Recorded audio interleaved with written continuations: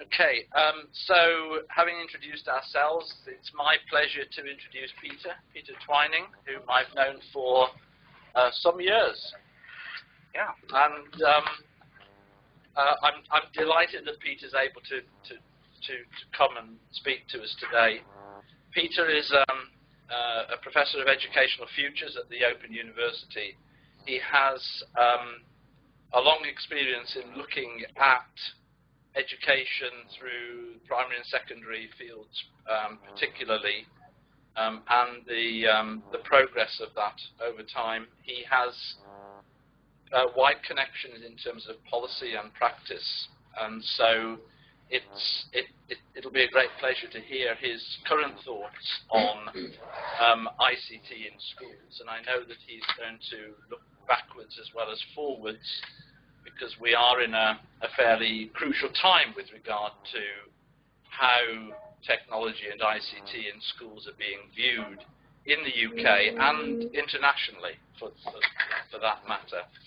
I know that Peter has provided a short biography, so I'm not going to go through that.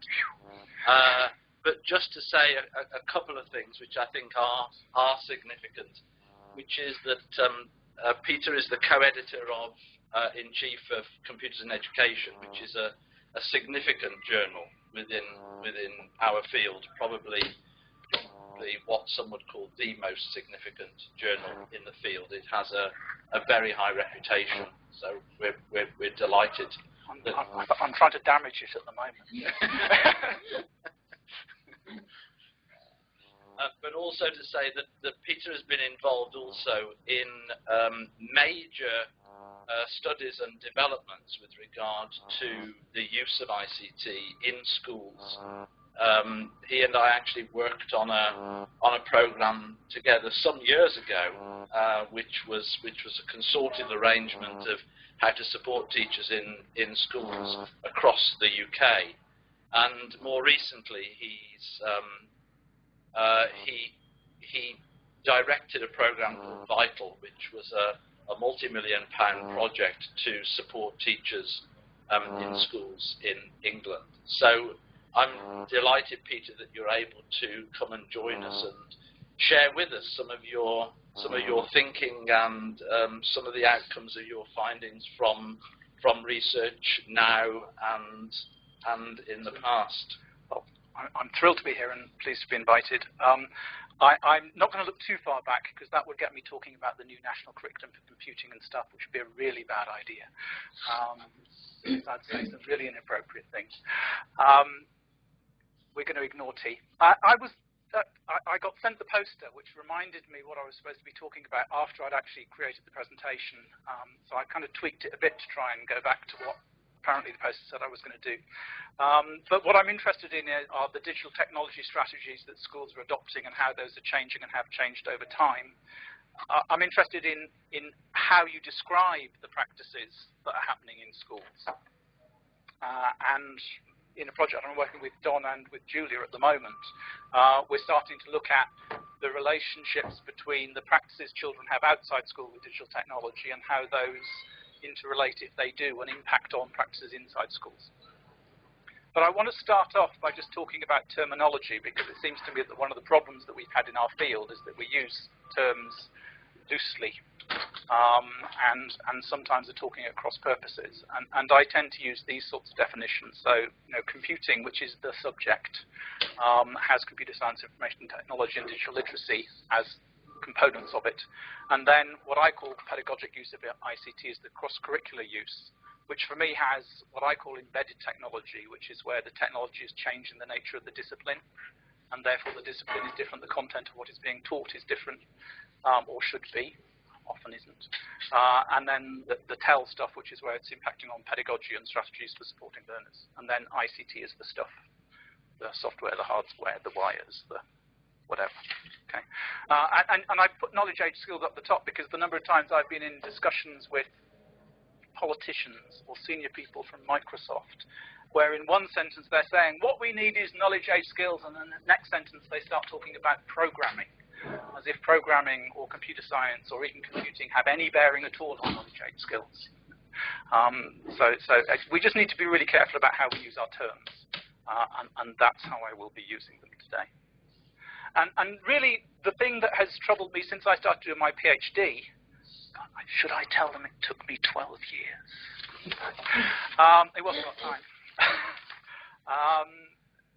Was around descriptions about practice, and how do you describe what is happening, and how do you compare practice in different settings, or indeed in the same class over time? And what are the key differences between those two classes? I couldn't find a picture with tablets quickly, so unfortunately one of them isn't tablets, but the other is. What are the key differences? How would you describe them? Similarly, what are the key differences here or here between these different contexts? How do you describe that? And what is the level of abstraction that one goes to? And one of the things that, and this came out of my PhD, was looking at impact and what impact is technology having. And for me then, there are kind of three critical questions about impact in the context of schools and use of ICT across the curriculum. And I'm only going to talk about ICT across the curriculum. I'm not interested in computing. What impact is it having on the curriculum, on what is being taught? What impact is it having on pedagogy, on how it's being taught? And the one that we usually forget, do we need the technology to do those things? And so we've got a kind of framework that says, okay, fundamentally the curriculum's unchanged, but something is a bit more efficient, more effective, perhaps more engaging, whatever that means. So interactive whiteboards would be a classic example of something that fundamentally don't change what is being taught, by and large. But is maybe perceived as making it easier for the teacher, making it more interesting for the children, because we can steal videos off the internet and play them at the beginning of the lesson. I call that support.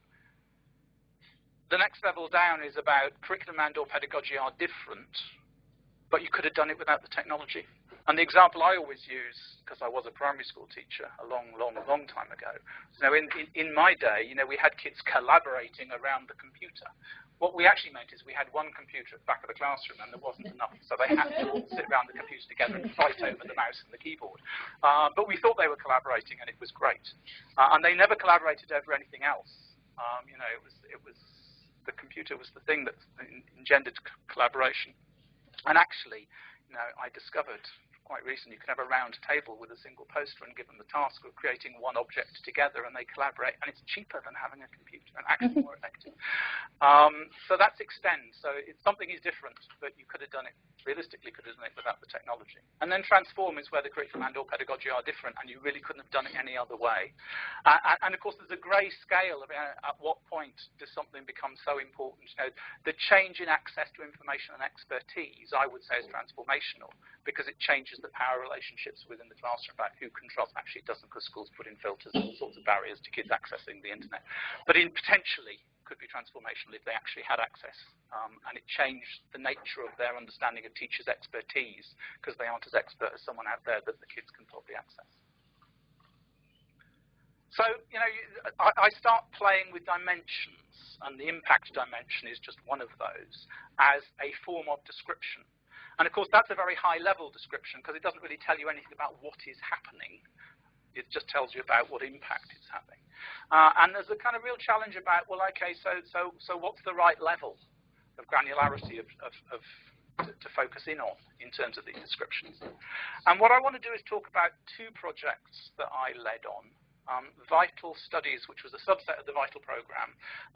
We decided in the last, it was a 3-year program, and in the last year we decided we'd use some of the millions to do some research, because it seemed to us that actually one of the big issues in schools was teachers didn't have access to information, research-based information very often, or weren't accessing it anyway.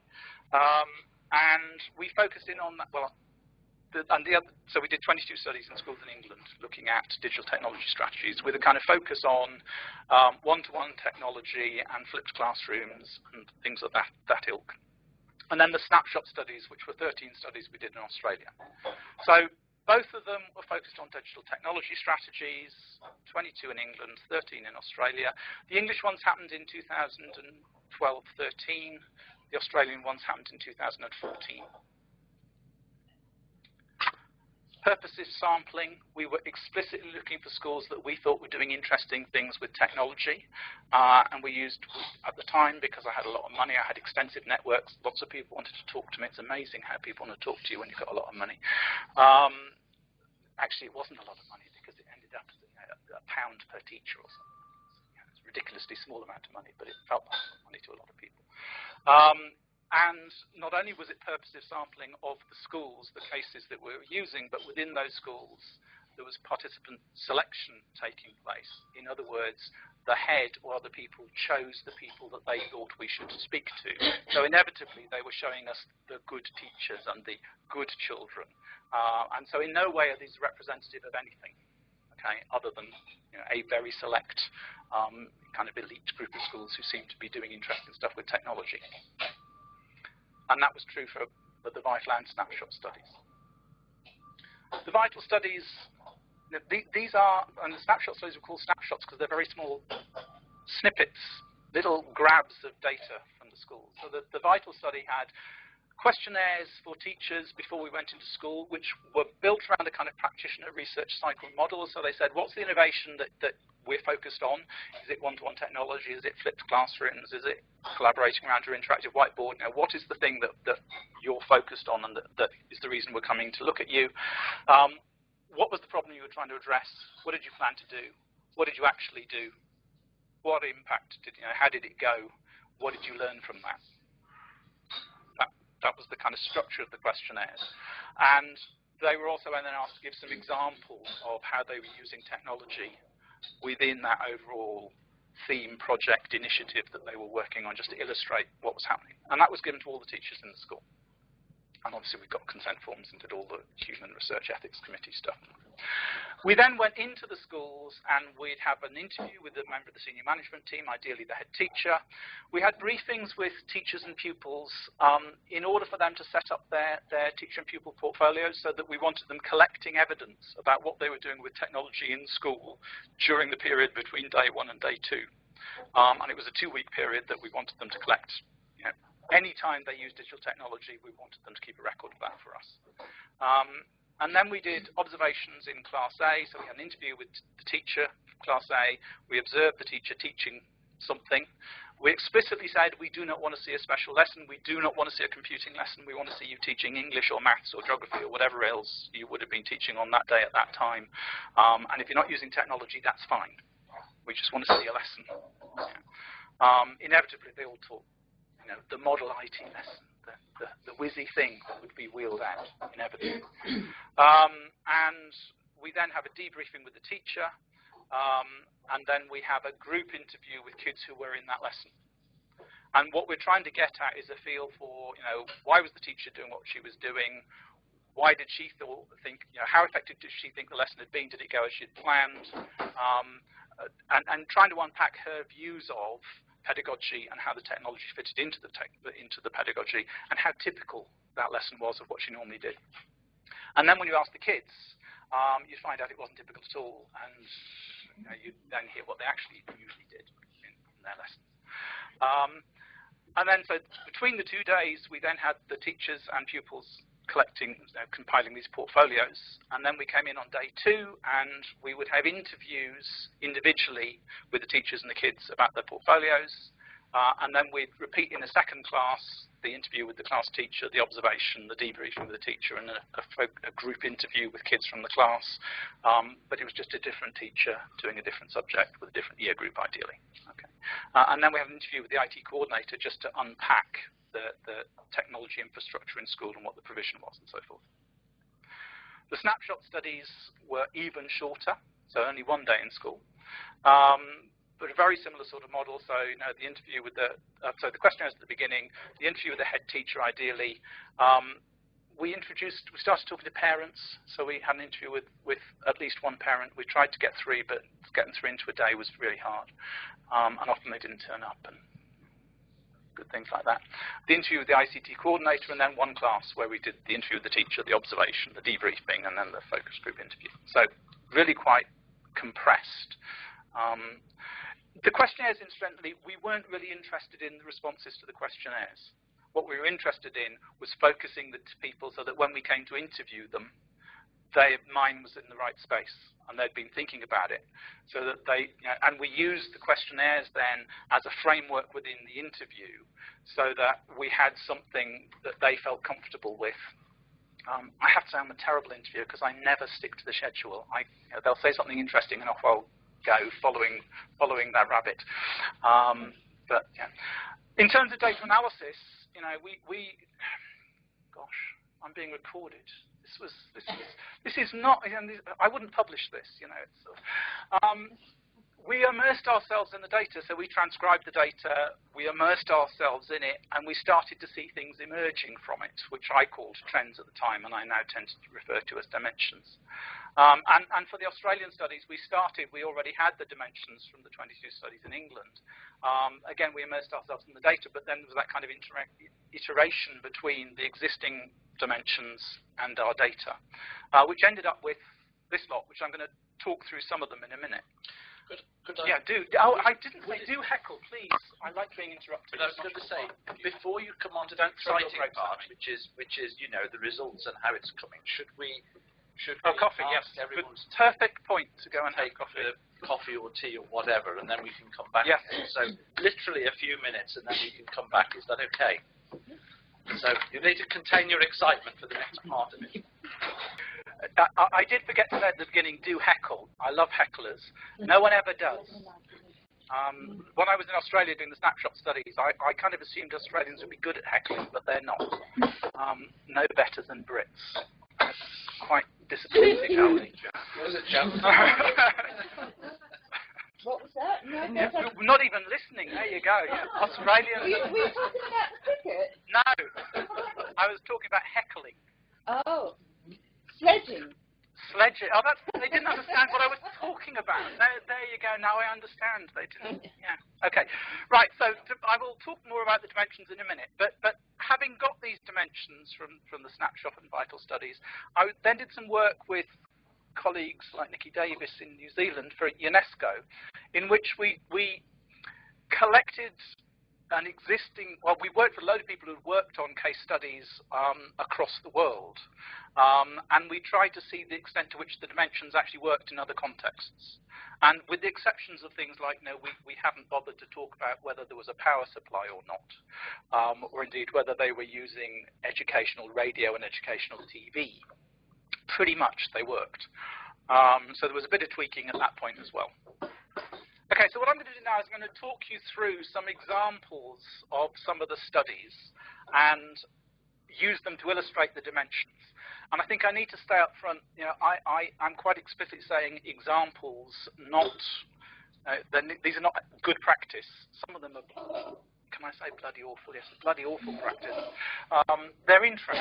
Okay, they're interesting because they provoked us to think about something that we might otherwise not have thought about. But you should not see these as being in any way exemplary, other than it being illustrative.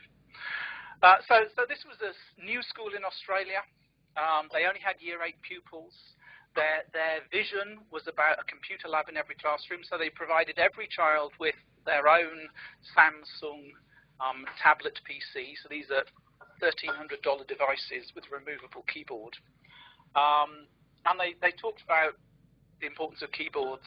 They talked about wanting to move to e-textbooks, but they still provided the paper ones. Bonkers. And surprise, surprise, 60% of the machines were out being repaired any one time. And now part of this is that these are not very robust machines, and we could have told them that they were going to break if they'd asked. Partly it was we're in a nice affluent area in Perth at a time when China was still buying lots of stuff from BHP Billiton. And these kids all had lots of tech at home. So interviewing the kids and going around, what have you got? They all had, all of them, a smartphone, a tablet, and a laptop of their own already. And then the school made their parents contribute to the purchase of one of these.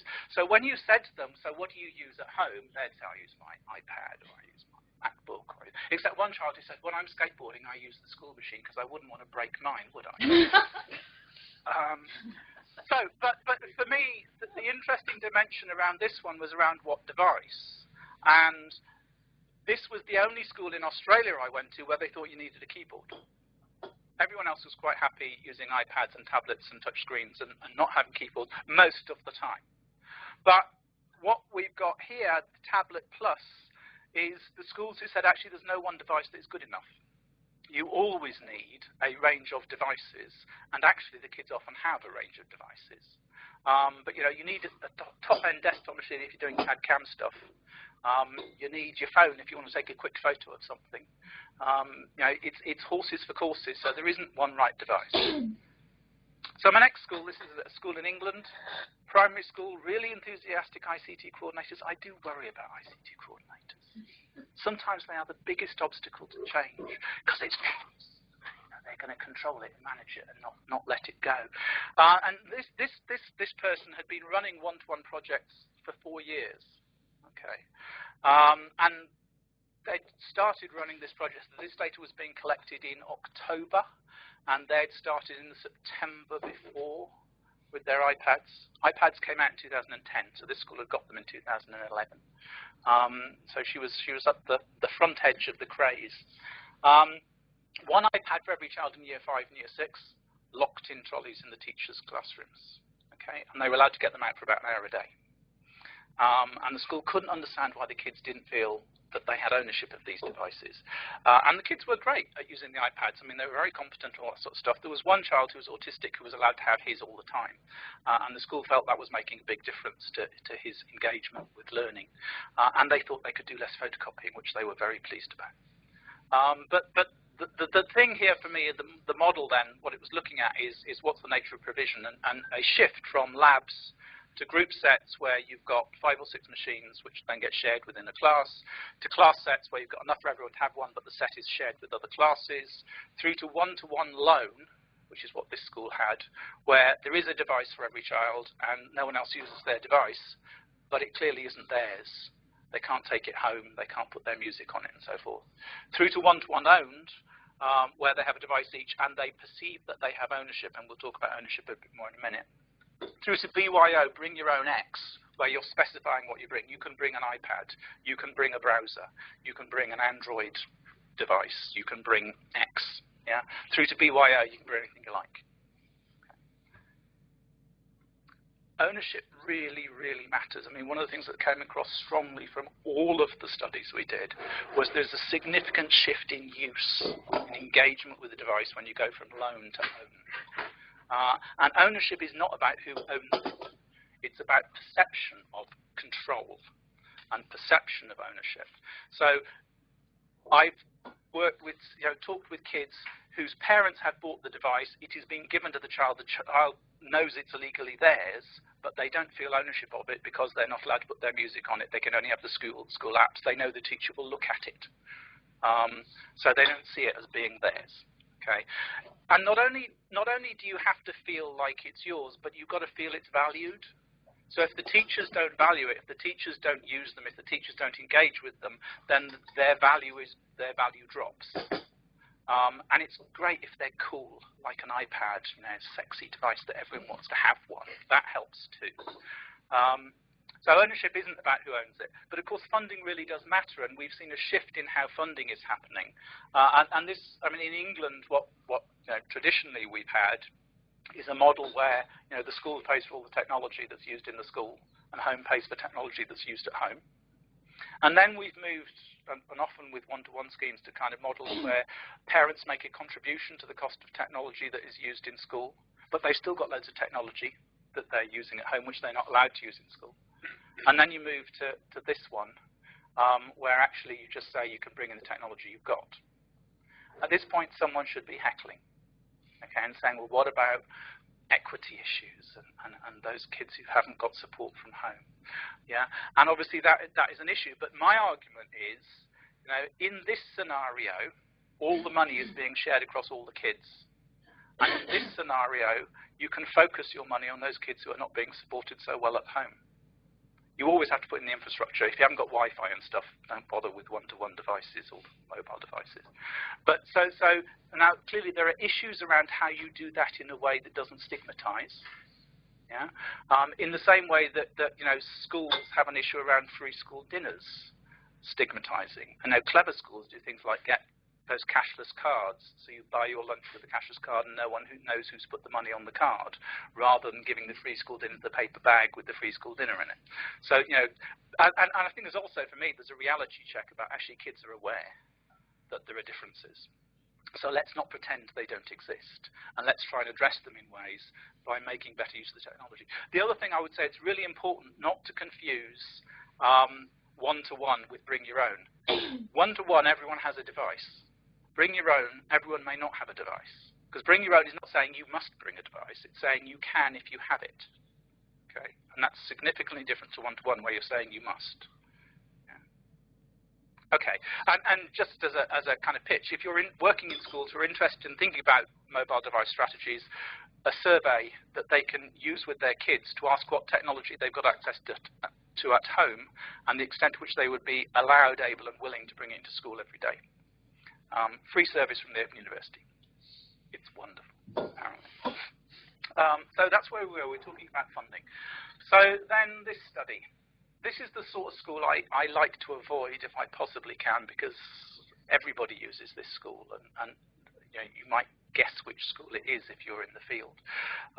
Charismatic head, can charm the backside of anybody, can get money out of Apple, which is pretty miraculous. And you know, has a passion for making sure every child succeeds and all that kind of stuff. They're going to find something every child is good at. Been using iPads from 2009, one-to-one iPads from 2009, one-to-one iPads in 2012. Very keen on personal ownership. And you know, they're using Dropbox and iTunes U and email and all that kind of stuff. Teachers being emailed outside school time and loving it. Teachers wanting to work there because there's a buzz about it. Yeah. But a new school building and new school uniform and lots of professional development. And yeah, they could demonstrate improvements in their GCSE results, but you know, you couldn't put that down to the technology because they had all these other things happening as well. And interestingly, and one that you know, has cropped up again and again and again, is around the extent to which the innovative things they were doing with their mobile devices did not fit with the assessment regime. And so what this school was doing, and again I've seen this in numerous schools, is about 3 months before the exams, they'd put down their mobile devices and they'd get out their pens and they would start writing. And not only did they want to develop the handwriting muscle so their kids could write for 3 to 6 hours a day without getting cramp, but they wanted to teach them how to write an essay, the pen and paper, because they were used to writing essays on a word processor, and it's a different thing. So, you know, real questions about the appropriateness of the assessment system for assessing the things that these kids were learning, which is interesting because that's the one thing that gets the regulator, because the regulator is supposed to make sure the assessment is appropriate. And so the tech model, most schools are at that kind of learning technology, school technology end of the spectrum. And when iPads came in, you suddenly saw schools buying iPads and shifting to the consumer technology, consumer device end of the spectrum, and then all the providers trying to provide systems that allowed you to move back to the school technology end of the spectrum so the school could control the technology and monitor technology and stop you doing things with the technology and put software on the technology and so forth. But it links in with the whole ownership thing, and it links in with the ease of access, not only for the kids but for the teachers. You know, rather than having to book the lab 3 weeks in advance and ask the technician if they can get some software and install it for you a long time in advance, which they may or may not be able and willing to do, you can just say to the kid, download the app now. It's a completely different ballgame. And part of what we were seeing happening with tablets, but not with anything else, was because of their form factor, because they're immediately on, because of that ease of accessing stuff, and because they're inintrusive, kids were allowed to have them lying around on the desk with their exercise books. And so you've got spontaneous and unplanned use taking place in a way that never happens with other devices. Because if I've got a laptop, I've probably been told to close it or put it in my bag until the teacher wants me to use it. Whereas if I've got the iPad and it's out on the desk, teachers seem to be less concerned about it being a problem. So you get more opportunities for spontaneous use, which is interesting. In this school, we were seeing changes in the role of the teacher. So moving from that kind of traditional stood at the front, didactic stuff. And in this school, they were collaborative resource designers. You can go to iTunes U and you can download their materials and use them. And they were getting the kids to work through the materials independently. But I mean, as with most personalization, it's the same curriculum, the same assessment. All that's happening is you're going through it at different speed, and you're getting further or less far through it. So it's not really personalized in any serious shape or form. The co-learner thing we only saw in, I think, 2 schools in total, in a kind of formalized way within the curriculum, where kids were kind of told, you know, next week you're going to be teaching this subject to the rest of the class. And so the kids would then go away and prepare the lesson with the support of the teacher, obviously, and then they would deliver the lesson to the rest of the class. We saw quite a lot of examples of kids videoing things. So, for example, how the Earth and the Moon and the Sun move around each other, and videoing that, so acting out being the Earth, the Sun, and the Moon, and then sharing those videos, and the teachers talking about how the kids were very happy to watch the same thing again and again and again if they'd created it. So I'm going to watch this group explaining how it works, then I'm going to watch that group explaining how it works, and they're all explaining the same thing. Whereas if the teacher was explaining it again and again and again, it would kind of like switch off. But actually, the real power on it was them using it as a way of reifying their processes and reflecting on their processes. So it's a metacognitive tool to enhance what they're doing.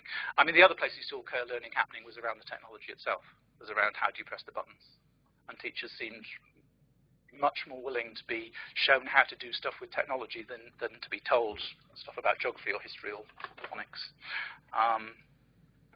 And of course, with the change in the role of the teacher, you get changes in roles of the pupil, and that whole pupil's teaching thing. Another passionate ICT coordinator. And when we went into the school, the teacher said, what's happening here is fantastic, but I wish it could happen in my class too. This teacher had been to a teach meet. Do you all know about teach meets? No? Okay, so teach meets. They appeared in Scotland in about 2008, actually, the first ones. Basically, there's a website. There's an Australian one and a UK one. So search for TeachMeet in your favorite browser search engine, and you can sign up to say you're running an event. They're physical events in a physical space. They're open to anyone to come along. You sign up to say you want to do a 3-minute or a 7-minute presentation, and when you get there, there's usually free food and a free bar, often provided by some software supplier who wants to be seen to be educationally orientated. Your name gets pulled out of an electronic hat, and you then do your 3 minutes or your 7-minute presentation. It has to be about something to do with your practice. So it's something you've done with your children in your class that you found interesting or effective. And in good teach meets, you can get camels. They throw a stuffed camel at you. If you're boring or you're pitching a product or you go on too long so you've overrun your time. But the thing is, they're very informal and everybody is an expert because anyone could be up here doing the presentation. So it's not someone coming to do stuff to you. And you go away with lots of good ideas that have been tried out by other teachers and that you know are going to work. So they're a great way to get inspiration and support from people. So he'd been to a teach meet and he'd heard about digital leaders. So digital leaders is that notion that you get pupils who take some responsibility for some aspect of looking after technology in the school. In this case, the kids looked after these 2 sets of laptops. And they would make sure they were in the right class at the right time and that they were all charged and were all going to work. And in their own class, if other kids had problems with the technology, the digital leaders would help solve the problems with the technology. Okay? But this is where the teachers were upset because the IT coordinator only allowed the digital leaders to work he controlled them and they helped him with the website and stuff. But the other teachers wanted digital leaders in their classes too. Clearly, it had a big impact on the digital leaders in engaging them in the learning process. And often schools will choose digital leaders who are kids who are kind of slightly disaffected, who if I was being really stereotypical, boys who have disengaged, but are seen to be technologically quite competent. And by giving them something to do that gives them status and recognition, it re-engages them in a different way with the whole school experience. But of course you have to balance that against them not being in the lesson doing history because they're solving some techie problems somewhere. But it's perceived as being very useful, and for us, there were two things that came out of this particular one. One was around professional development, and that kind of shift from formal CPD, things like this, and going to sessions where you'd have 500 PowerPoint slides that you were then going to cascade in your school about how to deliver the numeracy strategy, to informal CPD and that kind of personal learning networky type idea, and the use of Twitter and UK Ed Chat and all those kinds of things. And this all came out of the Vital work as well, where, I mean, Vital, we were looking at, we tried a whole range of different ways of engaging teachers in professional development, through from 20-hour courses, through to whole year programs embedded within the school, through to running teacher meets. Whoa, gosh, I have to speed up, drink some tea. And, it was clear that it was really hard to engage teachers in substantial chunks of professional development. But that if you didn't have the institutional support for professional development, you weren't likely to get any significant kind of systemic change happening. So you needed to get the bottom up and the top down, and what we were finding was that where you built in practitioner research as a model for staff development and a way of thinking within the school, that was probably the most effective kind of learning organisation kind of model. Tech support. One of the reasons IT technicians will tell you that tablets are a really bad idea is because they might be unemployed, because they require so much less maintenance and there's less you can do with them than a computer lab. So what we saw in the good old days was teachers doing the technical stuff. The ICT coordinator in the primary school taught their class, ordered the equipment, set up the labs, solved all your IT problems. They were everything for everybody. And then you've got specialists coming in, even in primary schools, even if it's only a day a week, you'd have a technician of some sort coming in. And then you get digital leaders coming in who are doing some of the role of technical support. And with Bring Your Own, you're managing your own technology, and if it breaks, you'll get it mended. Yeah, and it's your responsibility to make sure it's charged and that you bring it in charged and all those kinds of things. And if you've built the Bring Your Own in as a valued thing within the school that's being used effectively, and kids want it to work, they will bring them in charged, and they will look after them, and they will treat them with respect. That seems to be what happens. And when you get the horror stories of lots of machines being broken, it's in context where the kids don't feel like they've got ownership. And there was a classic story of a school that talked about they'd bought the machines at September, and by Christmas 90% of them were broken. They'd bought tablets and not bought cases for them. I mean, this was a junior school. How stupid are you? It's worth spending 70 quid on a tank-proof case. I have a waterproof case for my phone, and I can drop it for 2 meters, and it probably won't break because I know I'm going to drop it at some point. And then we get onto some really interesting schools that blew my mind. So this school, and so it's an independent girls' school. It was a very nice area, fantastic facilities. And when I went in, the head of pedagogy and learning technology, he was very pleased that he was pedagogy and learning technology. He said to me, "We're not doing anything interesting with technology in this school. In fact, we invited you in because we wanted some help." He said, "We're sending out a letter today to parents telling them that from January, which is the beginning of the school year in Australia, from January we're moving to a one-to-one iPad model. So every girl will have to bring an iPad." So I'm thinking, oh, great, okay, another wasted day. The number of schools I've gone into are supposed to be doing interesting stuff with technology who really aren't. It's just terrifying. And I'm walking around this school, and it's amazing. There is technology everywhere. Okay, every child has got a device. They've got cameras, they've got mini iPads, they've got phones. They're all using them.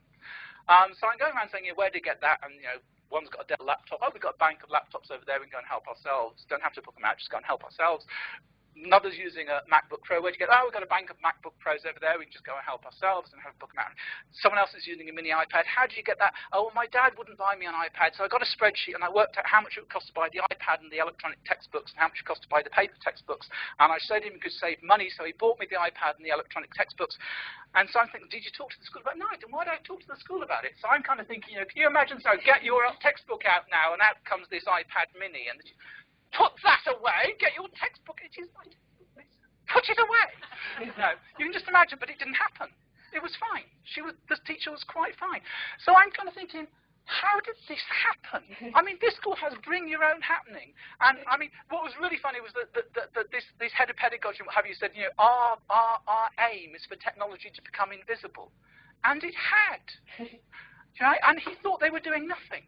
And so I'm saying, how did it happen? He said, well, you better go and talk to my technician about how they got access to the network. So I went to the technician. I said, so what did you do? Why did you give them permission to access the network?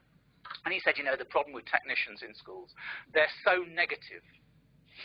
You say, can I do something? They say, why? He says, I like to turn around and say, why not? And I thought he was joking. He said, no, I'm serious. He said, look, these girls have all got 4G phones in their pocket. We're in an area where the council provides free Wi-Fi. I want them to use the school Wi-Fi. I want to be able to see what they're doing and have some control over it. So I want our Wi-Fi to be the best Wi-Fi that they get their hands on. Okay? So I want them using it. Okay? So I go, password. And of course, once one child's got the password, it's gone. So that's fine. And then I'm thinking, okay, but how do you get to the stage where the teachers are not saying, put that away? Right? And where, I mean, most teachers say to me, I have to change my pedagogy because they've all got different devices, so I can't all get them looking at the same app. I went to one school and they were doing stuff on flags, and they all had to use the same flag app. I mean, God, to learn about flags. Okay.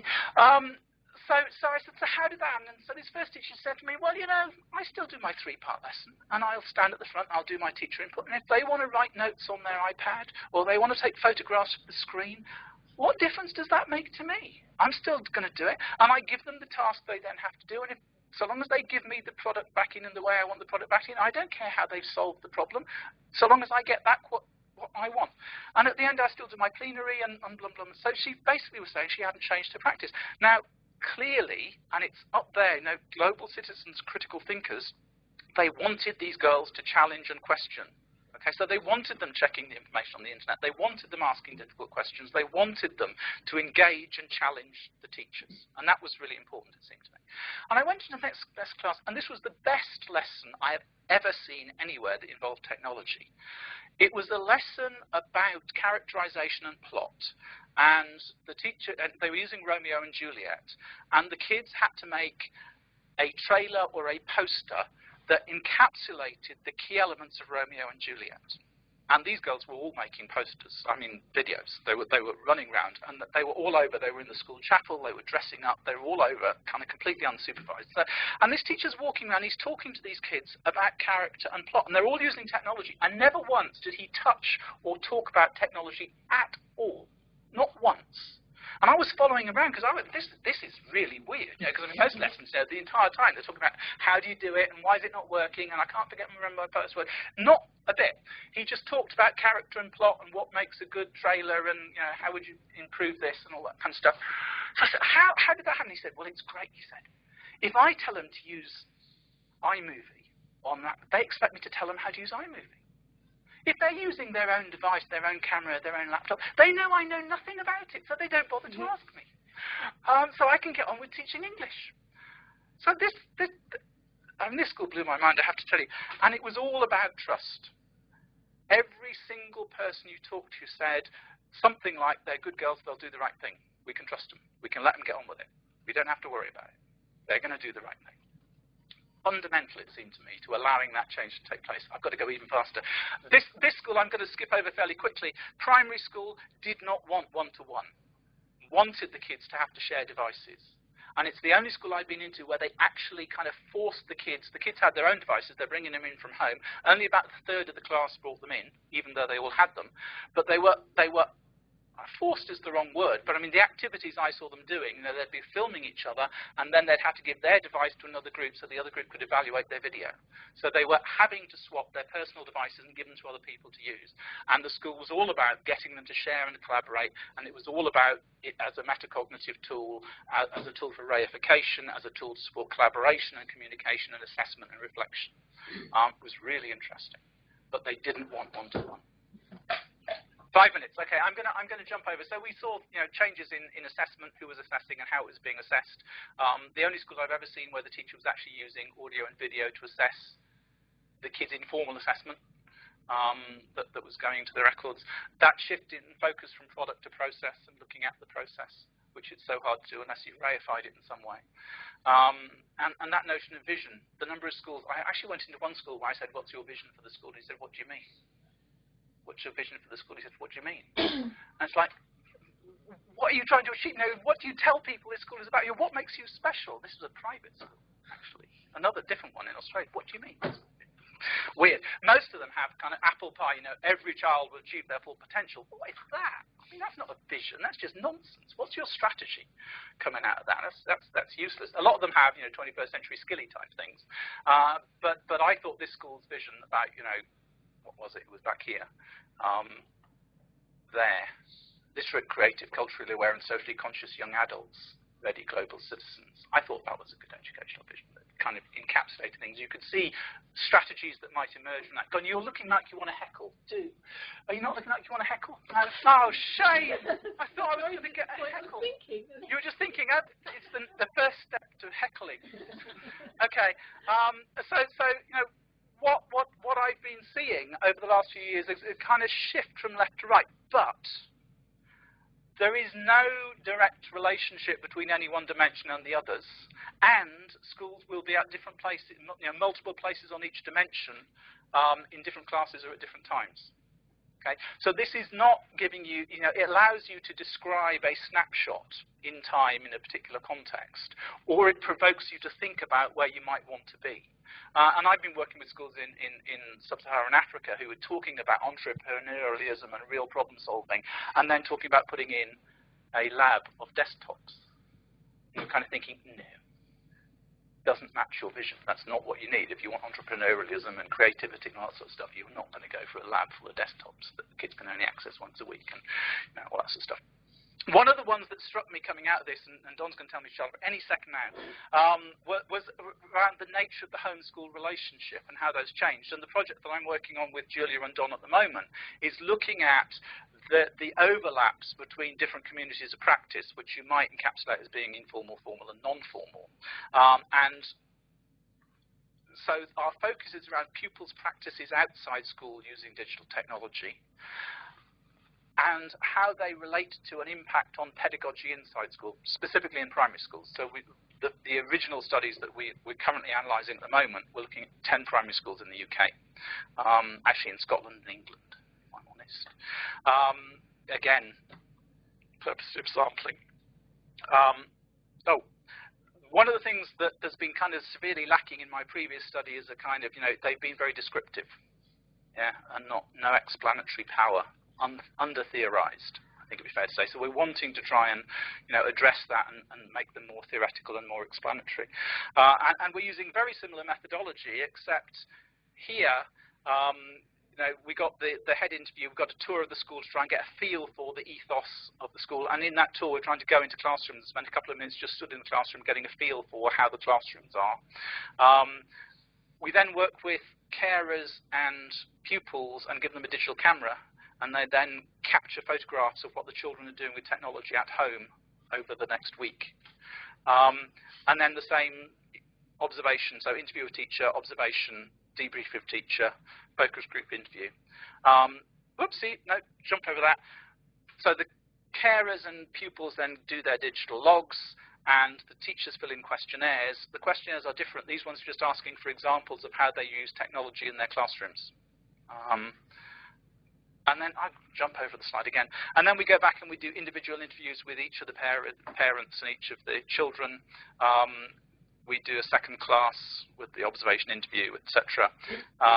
Interview with the ICT coordinator, and then we have either individual or group interviews with the teachers who filled in the questionnaires, just to unpack a bit more about how they use technology and what their pedagogy is like. And it's really just trying to get a feel for the degree to which Class A and Class B are similar or otherwise to the rest of the classes in the school. And the analysis, I mean, initially we kind of immersed in the data and came up with initial impressions of what was happening. So things like, what are pupils doing with technology at home? They're watching YouTube videos. This is an example of modding your Nerf gun, which was quite popular. But a lot of watching of YouTube videos, so consuming stuff. A lot of playing of games and a lot of Minecraft playing, it has to be said, across a whole range of devices, but very often collaboratively. A lot of searching for information, but often in the context of homework, but not always. And some quite interesting kind of switching between technology. So, finding a recipe for how to make soap, and then making soap, much to your mother's horror, in the kitchen with flour and cooking oil and all sorts of stuff, and then using it in the shower and blocking up the drain. So that kind of, using technology to actually allow you to do something in the physical world, and a lot, more homeworky stuff. My maths was very popular. And then all sorts of kind of making stuff. I mean, this is an example of a child who's, those goggles, he's got these planes which have cameras on them, and the goggles allow him to see the camera view as the plane is flying around. So they're making models and then flying them with the technology. But there was all sorts of other making of stuff going on as well. And then making videos and uploading them to YouTube. 11-year-old girls making videos of their morning routine getting dressed, seriously, and posting them on YouTube. And then the whole communication stuff. So Skyping, actually they used FaceTime, and mostly FaceTime rather than Skype. 1 minute, okay, we're nearly there. Yeah, I think that was actually a stop rather than a 1 minute, but I'll interpret this. Keep going, Peter. So I'm going to jump over this because this is just kind of early stuff. And what we then started doing is playing with coding and building on the emerging dimensions from the other things, as well as things that were emerging from our data, as well as some previous studies and literature, and then starting to add in codes and memos using a product called MAXQDA, which I actually love, but I'm getting to the stage where I think coding is a mixed blessing, because it's great for the descriptive stuff. So it's great if I want to pull out all the examples of kids playing Minecraft, but you lose the narrative and you lose the overarching picture, and it's bloody time consuming. God, it takes forever. So I'm not sure where I am with coding. And of course, coding is not interpreting. Well, it is interpreting, but it's not sufficient interpreting. So you still have to. It's really kind of data preparation almost, and it's narrowing down your data. So you still have to do some interpretation and come up with claims. And I'm shut up now because otherwise Don will get very cross with me. I've never seen Don cross. So actually, maybe I should keep going. It would be an experience. It can happen. Yeah, good. Not today, maybe. Okay. Thank you very much, Peter. That's a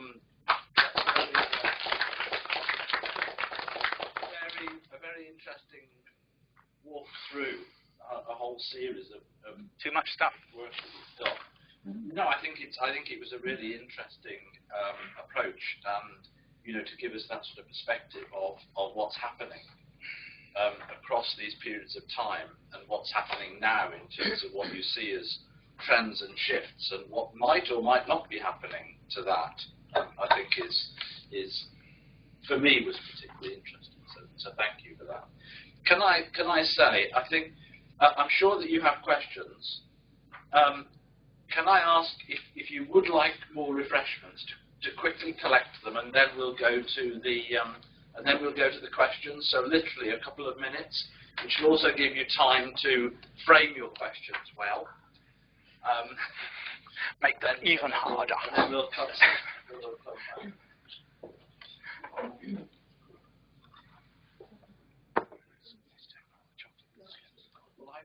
have to I had one too. How wrong you are. Yeah.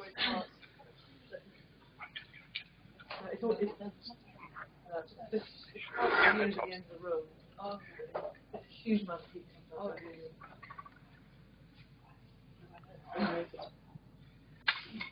Got to remember I'm being filmed. This is the point at which I go off piste. The worst bit is actually at these moments. These microphones are really sensitive. Oh, good. I'm going to be... Including the one on your... So people think they're talking around the table and saying something... I'm being sent the video afterwards. I'm going to hear everything you've just said. The edited. I was told I'd The get... good bits will be left in. I'm lucky wide open there from post. Yeah, it'll be a very short video. Thanks.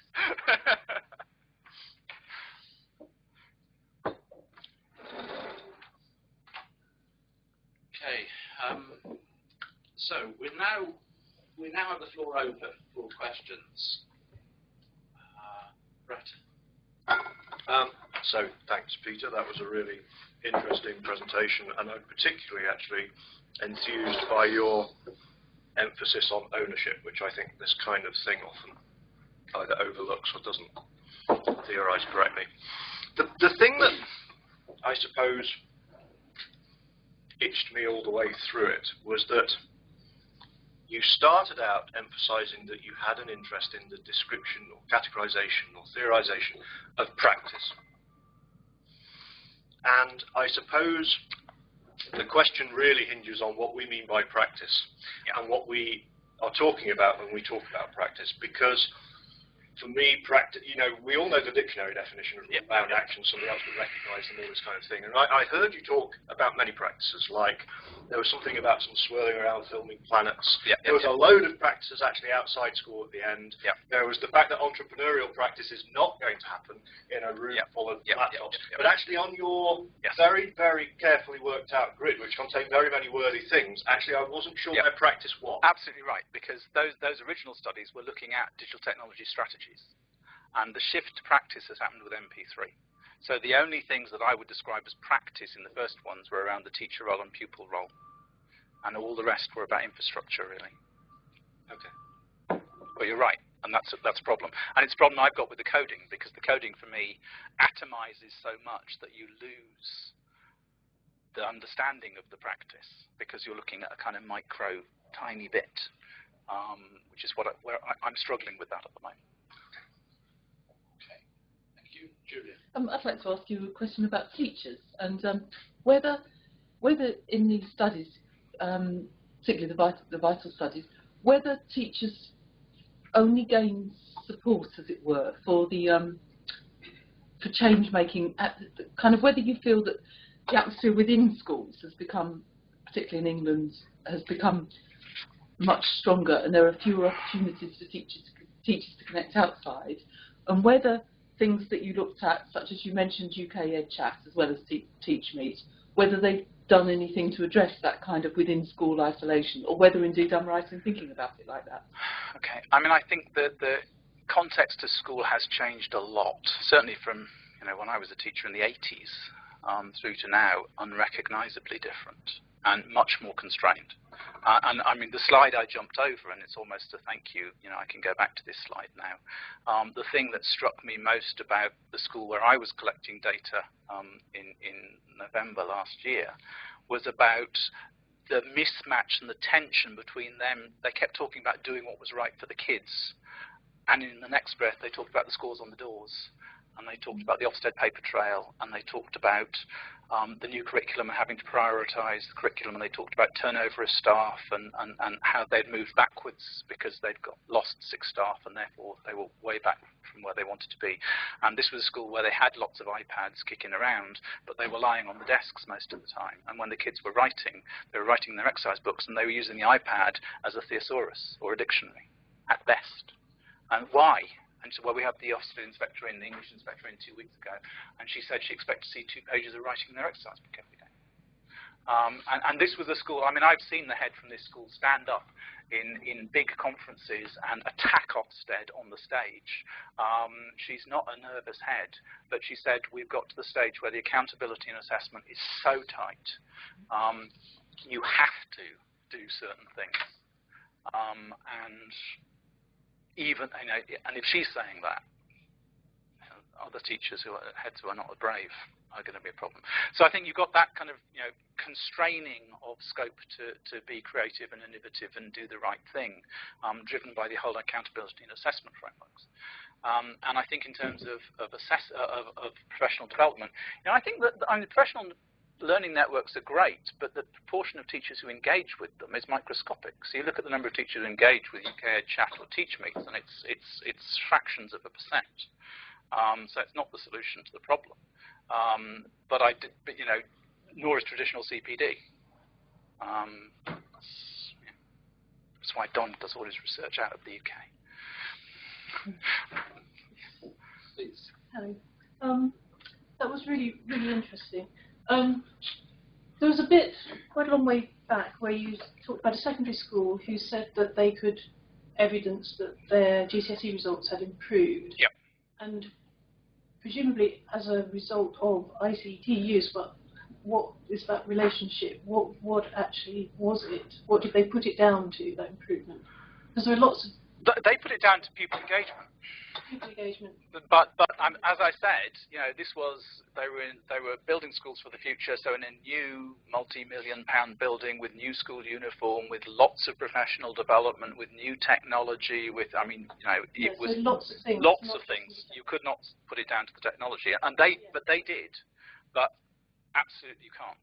Yeah. No, there was lots of stuff happening, but the kids were very engaged. There was no doubt the kids were very engaged. And, you know, the number of schools you go into who say, why are we using the technology? Oh, the kids are engaged, you know. I mean, interestingly, from my point of view, you know, very often they're engaged in something that the teacher doesn't realise they're engaged in. So, you know, one of the questions that came out from me from the Australian studies was the degree to which actually off-task behaviour had increased because of one-to-one provision. So the teacher said the behaviour was better. What they meant was there was less throwing of stuff around the classroom and less disruption. But actually what I saw was a lot more kids not on task. And when you talk to the kids about it, once you got through them, oh, yes, we are on task. Honestly, we're doing the right thing. Actually, when they opened up, they would admit that there were more children. Almost all the children were at times off task, kids who would never have been off task in the past. And sometimes they rationalised that in terms of, I can finish the work much more quickly with technology than the teacher realises.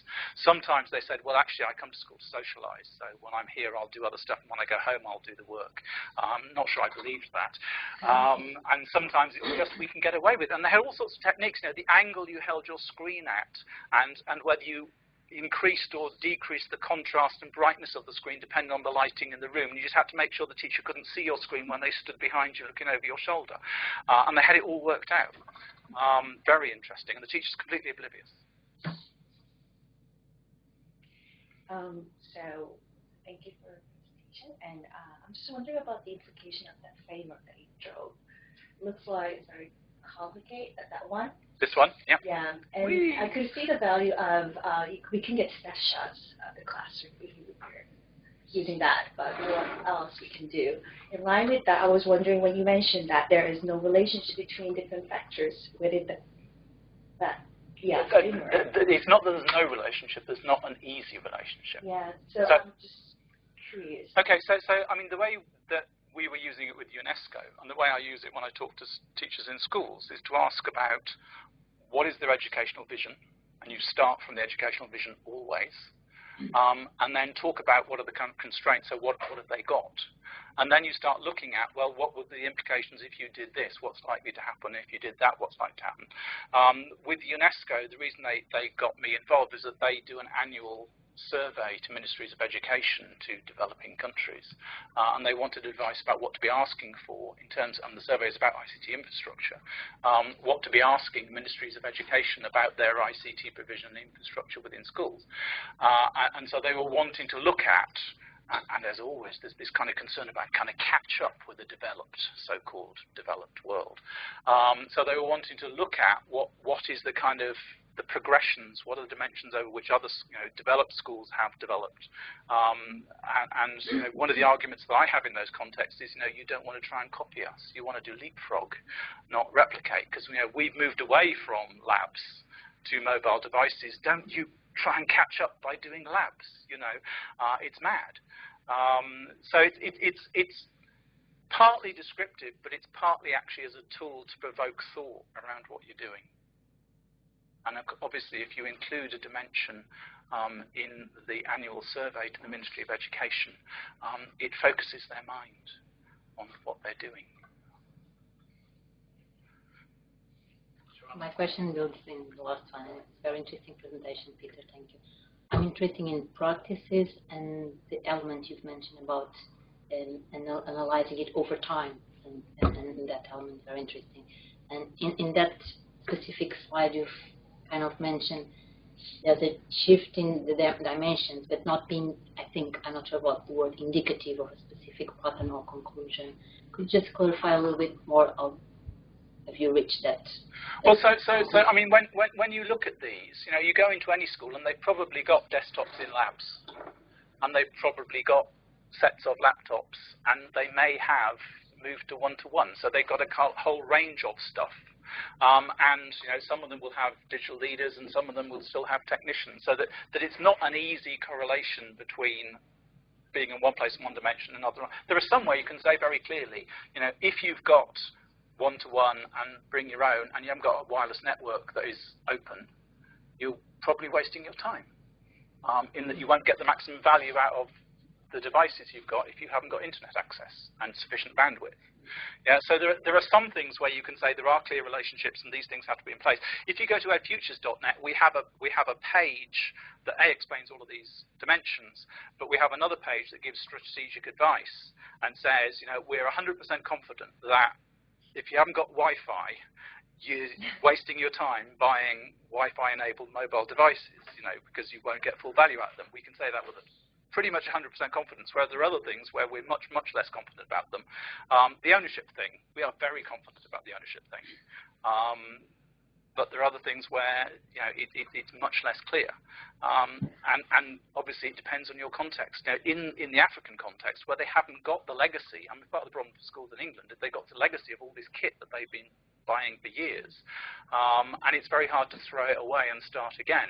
If you're starting without anything, you're in a different position. You can make different decisions about what you do next.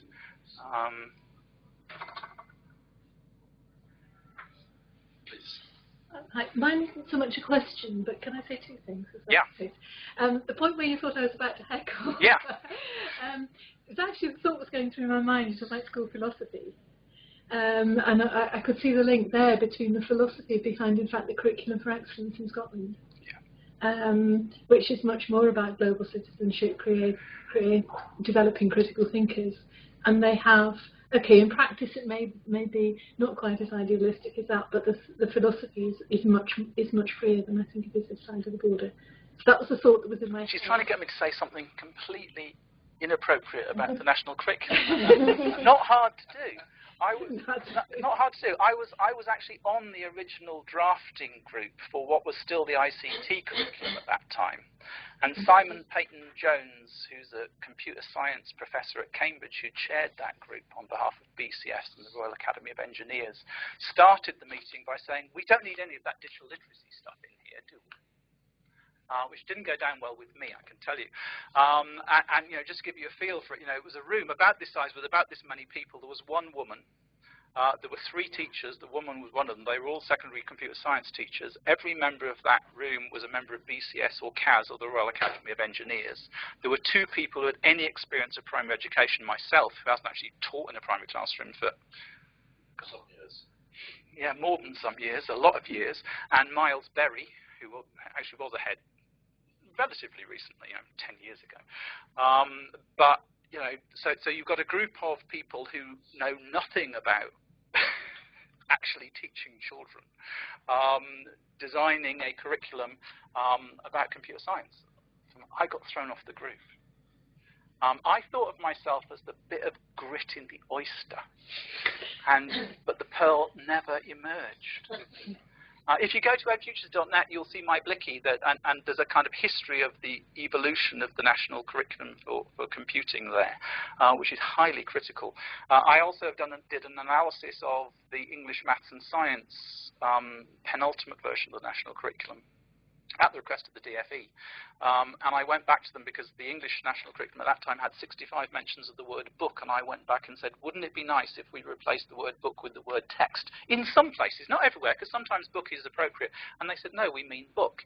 And so I said, well, okay, well, this bit on non-fiction and finding information, it's great that the guidance says use the index and contents in a book, but could we add and use a search engine effectively? And they said, no, we want use the index and contents in a book. So, you know, it gives you a feel for the scope. And one of the things, I'm on the Educational Technology Action Group, at least, I don't know if it still exists actually, which was set up by the previous government to advise them on use of new technology. And it was very weird. We were in a meeting with Michael Gove, who was still the Secretary of State for whatever in those days. And he actually used the word fun 3 times in the meeting. And we're kind of thinking, is this a doppelganger or something? Is Michael feeling okay today?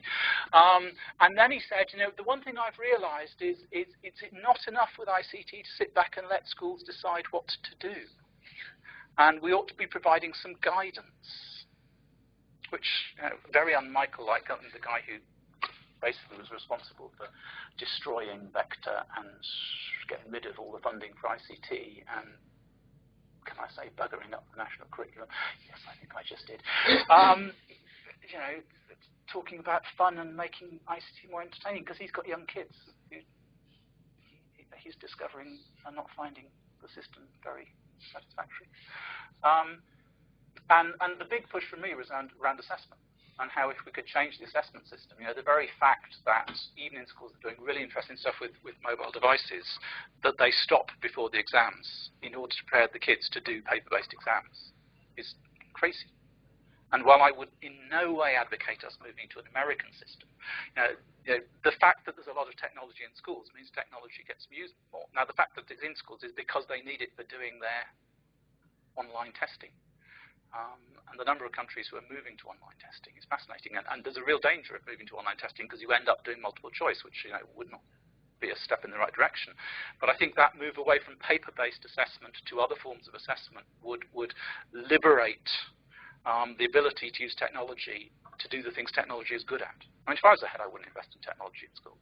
Why would you? It doesn't help very much to do the things that you're held accountable and assessed against.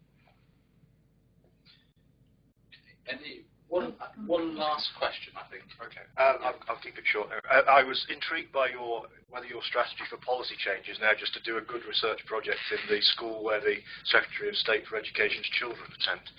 Seems to be what you. I think actually the issue here is to hang on in there for a long time, because politicians change. And what you need is lots of people who don't. And actually, you know, the world is going to move away from us. But that's my question was really about organisational and cultural change, I suppose. So basically, you have a framework now. We've had several questions about that. What often is overlooked is that a lot of things about organisational and cultural change are quite local. They really, I mean, I come from a background of saying actually they resulted from resolving contradictions in previous versions of the same organisation or the same culture or something like that. So trying to impose something that says this works here so it can work there is intrinsically a kind of problem. You know, when you said like, oh, some other country might leapfrog us rather than, you know, like I don't even know if it's leapfrogging because that implies still coming to where we are now but just not doing the intermediary steps, whereas actually the intermediary steps will maybe be important for us. Yeah. So I wonder what's your view about organisational change and to what extent can you have what should be in a framework like this and what shouldn't be? What's the granularity sweet point? Okay, okay. This framework was not. This framework was about really describing what's happening and provoking thought rather than bringing about change. For me, I mean, there are things that bring about change. You know, when Gove changed what counted towards the league tables, you saw secondary schools the next day changing what they were going to offer their kids the following year as GCSEs. So there are some real strong levers out there. You know, if you change the Ofsted inspection framework so you could not get an outstanding without explaining and justifying how you are using digital technology to enhance learning, which might mean not using it, okay? But if you couldn't get outstanding without justifying your use of digital technology across the curriculum, schools would start to think about using technology across the curriculum. So for me, there are those big levers. But I think that bottom-up, top-down is very powerful. The passionate ICT coordinators do some really interesting and innovative things, but they have no life very often. And I probably, having upset, you get me onto teaching is no longer a profession any minute now, and criticising computers and education any system. It's lucky you never got onto that one, because that really would have been. Shush, Peter, go. I should probably stop you now, because I am conscious of the time and you're needing to move away. But just to say a couple of comments maybe from me. I find very interesting this idea of what's happening in terms of trends, and for me it was, I wonder if there are some limitations there, things that are actually limiting more than others. Maybe that's another discussion at another time. And I also, from your presentation, one thing that I will take away with is this idea of, is the school something now that is accountable to parents, or is it something that is inspiring to parents? And I wonder whether some of the shift that we have seen over the past 20 years has actually meant that we are moving from an inspirational model to an accountability model. So I'm going to stop at that point, and just to thank Peter again very much for his contributions today.